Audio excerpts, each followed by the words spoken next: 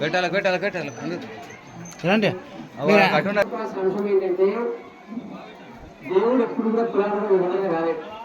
ఇది మీ గుడి మా గుడి అనేది అందరూ గుడి అనా కదా, అందరు సహకరిస్తేనే దేవాలయం ఇప్పుడు. కాబట్టి ఒక 2 నిమిషాలు మాట్లాడినాక మనకు పంపిద్దాం. ప్రతి ఒక్కరు గుర్తుంచుకోవాల్సిన అంశం ఏంటిదంటే గుడి కట్టినాం, మా బాధ్యత అయిపోయింది అనుకోవద్దు. గుడి కట్టిన తర్వాతనే బాధ్యత పెరుగుతుంది, అవునా కదా? ఇల్లు కట్టినాక దాన్ని మంచిగా మెయింటైన్ చేసుకోవాలి.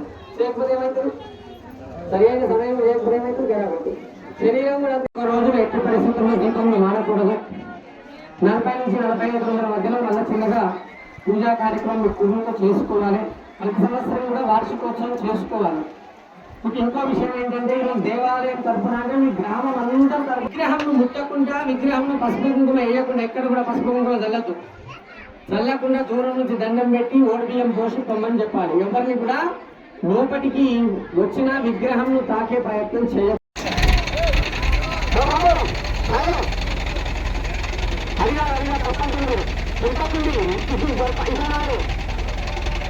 అందుకే మీరు ఏమన్నా ఇట్లా కట్టేసి అటు తప్పుతారని కాదు.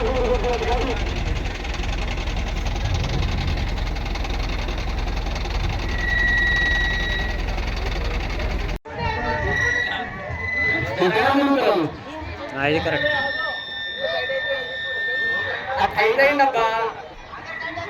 ఇంకా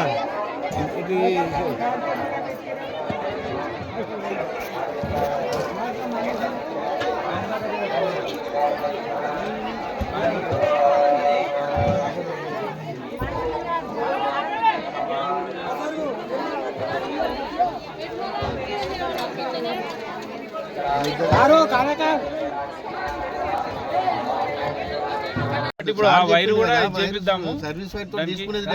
ఈ గుడి కొరకు పొద్దున అవసరం ఉంటే ఆ సీసీ రోడ్ అట్లాంటిది లింక్ రోడ్ కూడా పెట్టిద్దాము, అవసరం ఉంటే ఫండ్స్ తోని.